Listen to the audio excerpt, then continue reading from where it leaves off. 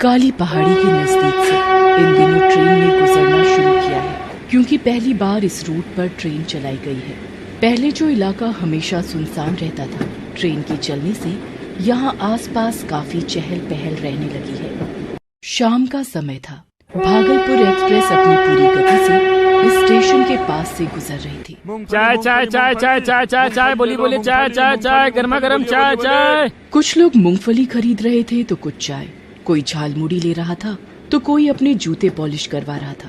अरे भाई जरा और पॉलिश लगाओ, तुमने तो कहा था कि जूते नए जैसे कर दोगे। ट्रेन के सभी यात्री मंजिल की ओर बढ़े जा रहे थे। तभी ट्रेन ने एक गुफा में प्रवेश किया।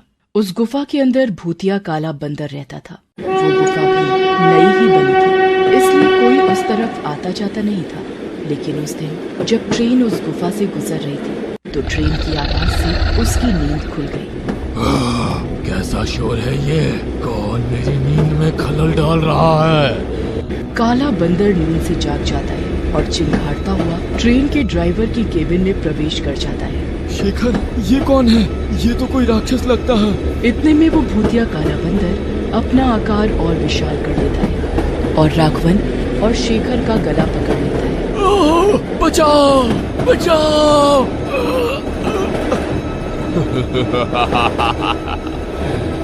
कौन बचाएगा तुझे? कौन? आज ना जाने कितने दिनों के बाद मानव का भोजन करूंगा। काला बंदर दोनों को मार देता है और उन्हें खा जाता है। वाह, क्या स्वाद था इन दोनों का। कई सालों से इधर कोई नहीं आता था तो मैं भूखा प्यासा पड़ा था। जंगली जानवरों या कीड़ों को मारकर पेट भरता था, लेकिन आज तो आनंद आ गया। राघवन और शेखर को खाने के बाद काला बंदर खुद ट्रेन के ड्राइवर की सीट पर बैठ गया। इस ट्रेन में कई सारे लोग बैठे हैं, मतलब मेरे लिए कितना सारा भोजन इस ट्रेन में है। मुझे इस ट्रेन के सारे यात्रियों को मारकर उन्हें अपना भोजन बनाना है। लेकिन पहले इस ट्रेन को मुझे रोकना होगा। इसके रोकने के बाद मैं ट्रेन की बोगी में जाऊंगा और धीरे धीरे कर सभी होंगे मेरे पेट के अंदर। भूतिया काला बंदर ट्रेन को रोकने की कोशिश करता है, लेकिन उससे ट्रेन नहीं रुकती है। इस कारण वो गुस्से में आग बबूला हो जाता है। ये ट्रेन रुक क्यों नहीं रही है? अरे कैसे रुकती है ये ट्रेन?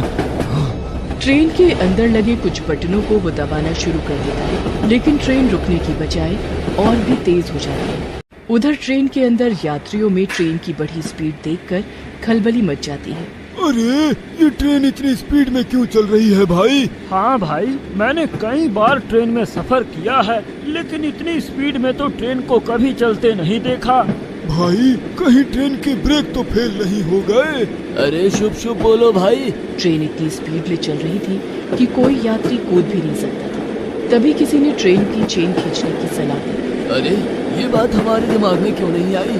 अभी खींचता हूँ मैं चेन। एक यात्री ने ट्रेन की चेन खींच दी। थोड़ी दूर जाकर ट्रेन रुक गई तो सभी यात्रियों की जान में जान आई।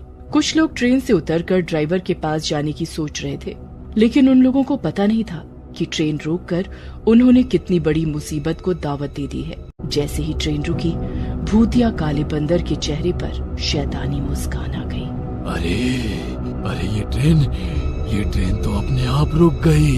क्या किस्मत पाई है मैंने। भूतिया काला बंदर ट्रेन से उतरकर ट्रेन के एक डिब्बे में प्रवेश करता है और जैसे ही एक आदमी जो मोबाइल में गाने सुन रहा था भूतिया काले बंदर को देखता है तो उसके मुंह से चीख निकल जाती है। अरे ये देखो, ये ट्रेन में कितना बड़ा बंदर चढ़ाया है। ट्रेन में बंदर? अरे ये कहाँ से आया? वे कुछ समझ पाते उससे पहले ही भूतिया बंदर ने उन दोनों की गर्दन पकड़कर उन्हें उठा लिया। अभी बताता हूँ मैं कहाँ से आया हूँ। ये कहकर वो भूतिया बंदर उन्हें निगलने ही वाला होता है कि उन दोनों की चीख निकल जाती है। छोड़ दो, हमें छोड़ दो, बचाओ बचाओ। भूतिया बंदर उन दोनों को मार देता है। आसपास बैठे यात्रियों में इस दृश्य को देखकर फिर से खलबली मच जाती है। वे इधर उधर भागने लगते हैं। भागो भागो, नहीं तो ये बंदर हमें भी मार देगा। न जाने कौन सी घड़ी में मैं इस ट्रेन में सवार हुआ था। भाइयों, जल्दी से जल्दी हमें इस बोगी से निकलना होगा। हमें पूरी रफ्तार से भागना होगा। वे पूरी स्पीड में भागते हैं और भूतिया बंदर उन्हें भागते देख जोर जोर से हंसता है। कहाँ भाग रहे हो? कहाँ? अरे अपनी मौत से कौन पीछा छुड़ा पाया है? मैं मौत हूँ तुम लोगों की। मुझसे नहीं बच पाओगे। भूतिया काला बंदर कुछ और लोगों को मार देता है। ट्रेन की पूरी बोगी खून से भर जाती है। उधर रेलवे कंट्रोल रूम में बैठे लोगों को पता नहीं लगता है कि आखिर भागलपुर एक्सप्रेस रुकी क्यों है। कोई सिग्नल नहीं मिल रहा है। भागलपुर एक्सप्रेस के ड्राइवर की वॉकी टॉकी पर बार बार उनसे कनेक्ट करने की कोशिश कर रहा हूँ, लेकिन उनसे कनेक्ट ही नहीं हो पा रहा हूँ। पूरे रेलवे डिपार्टमेंट में हड़कंप मच गया था। किसी को कुछ समझ नहीं आ रहा था कि भागलपुर एक्सप्रेस आखिर रुकी क्यों है। बहरहाल भागलपुर एक्सप्रेस की एक दूसरी बोगी में रेलवे का ही एक स्टाफ घनश्याम भी ट्रेवल कर रहा था। उसे भी ट्रेन के रुकने का कारण समझ नहीं आ रहा था। मुझे तो कुछ गड़बड़ लग रही है। पहले ट्रेन का इतनी स्पीड में चलना, फिर अचानक से रुक जाना और इतनी देर रुकना, जबकि आगे सिग्नल तो क्लियर है। वो ट्रेन से उतरकर ट्रेन के ड्राइवर की सीट की ओर बढ़ने लगा। अचानक उसे चीख पुकार की आवाज सुनाई दी और जैसे ही उसने दूसरी बोगी में झांक कर देखा तो उसके हाथ पांव फूल गए। अरे ये तो कोई खतरनाक बंदर है। ये लोगों को मार रहा है। अगर इसे रोका नहीं गया तो ये सबको मौत के घाट उतार देगा। घनश्याम को कुछ समझ नहीं आ रहा था कि आखिर वो क्या करे और क्या ना करे। अचानक उसे एक उपाय सूझा। उसने एक बड़ा सा पत्थर उठाकर भूतिया बंदर को मारा। पत्थर की चोट के कारण भूतिया बंदर के सिर से खून निकलने लगा। वो गुस्से में आग बबूला हो गया। कौन है ये? किसने मुझे पत्थर मारा? अचानक उसकी नजर घनश्याम पर जाती है। घनश्याम को देखकर वो उसकी तरफ भागता है। घनश्याम पटरी के बीचों बीच भागने लगता है। कहाँ भागेगा मुझसे बचकर? मार दूंगा। भूतिया बंदर ट्रेन की पटरी के बीचों बीच भागा जा रहा था। घनश्याम आगे आगे, भूतिया बंदर पीछे पीछे। अचानक घनश्याम कहीं छिप गया। भूतिया बंदर उसे ढूंढने लगा। कहाँ गया वो? मुझसे छिपता है तू, लेकिन तू पाताल में भी छिपेगा तो मैं तुझे खींच कर बाहर निकाल लूंगा और तुझे दूंगा खौफनाक मौत।